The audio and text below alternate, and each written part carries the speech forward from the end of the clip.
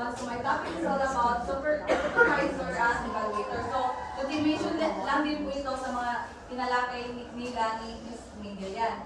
So supervisor as evaluator, ang maaari pang basahin binibining Pindren.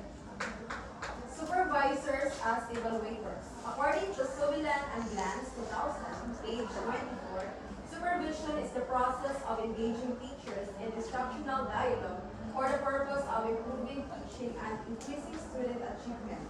To make it more understandable, it is the process of improving instruction in order to facilitate student learning. So, supervisor as evaluator, they are the one who evaluate or supervise your duty. So, sila yung parang mga department heads, sila yung mga supervisor mo o yung mga high-ranking officers mo. So, they serve as your testing point na kung saan ini-evaluate nila yung isang performance ng isang guro para malaman kung ano yung weaknesses at kalakasan ng isang guro para rin mabigyan ng feedback o mabigyan ng improvement yung pagtuturo ng isang guro para maging understandable at madali lang yung pagtatalaki ng klase nang sa ganun ay mas maintindihan ito ng mga bata. So, yung purpose ng supervisor as evaluators, man mo bang basahin? Binibining ni Anne. The improvement of teaching and learning is the general purpose of supervision. A basic premise of supervision is that a teacher's instructional behavior affects student learning.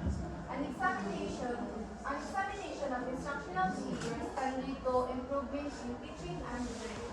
So, from the phrase, a basic premise of supervision is that a teacher's instructional behavior affects students' behavior, learning. So, when we are supervising, dapat kinakailangan bilang isang guro, alam mo kung paano i-approach yung estudyante mo nang sa ganun ay mas makinig sila at maunawaan nila yung nais mong iparating sa kanila. So,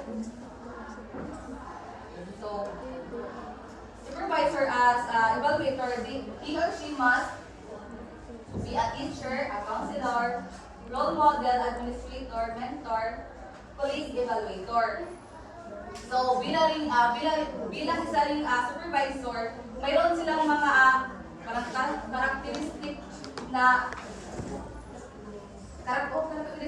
kung kaya natin nila ang ganyang posisyon. So, una ba ang pinaka-uli is yung expertise. So, yung supervisor, parang marami na silang kaalaman sa field na yan, marami na silang experience, kung kaya mayroon silang karapatan na magbigay ng feedback or information sa iyo nang sa ganun ay ma-enhance ang pagtuturo mo. So, authority, sa butabon na sabsiyan ang supervisor, they have the right to mag-authority ng mga rules or whatsoever para lang din yun sa improvement ng isang guro. So, objectivity. So, bilang isang supervisor, kinakailangan wala kang kinikilingan. Dapat pag magbibigay ka ng feedback, kinakailangan na balance or fair yung pagbibigay mo ng feedback nang sa ganun ay mas malaman ng mga guro na kung saan sila nagkulang, kung paano nila i-improve yung pagkukulang nila. Di forget na yung kailang may teacher is nagpuan mo na niya rate sa pag-evaluate mo sa iya. So guidance, as what I said, supervisor can offer valuable guidance. So tulad ng sinabi ko kanina na as a supervisor, kailangan na ikaw yung mag-guide sa mga employee mo dahil parang base sa pagbibigay mo ng feedback,